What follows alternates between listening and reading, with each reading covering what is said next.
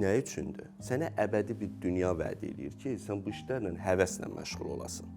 Yəni ki, başqa bir dünya var, orada bütün bu səni orada nə bilim yaxşı işlər görsən orada cənnət olacaq, güllük gülistanlıq olacaq, pis işlər görsən orada sən əzablar çəkəcəksən. Və bayaq dedim, insan daxilindəki o təlatümlər var, o xaos ki var, çölə çıxmasın deyin və insanı alladır bu dünyanı ki, sən burada özünü yaxşı aparasan.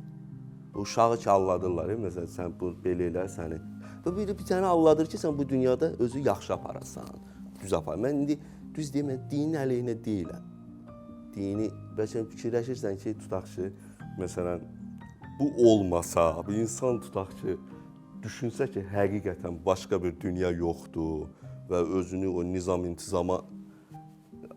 nizam-intizamda aparmağa məcbur olmasa, sonunda bu insan eləyə biləcəyi şeylərin qarşısını necə almaq olar?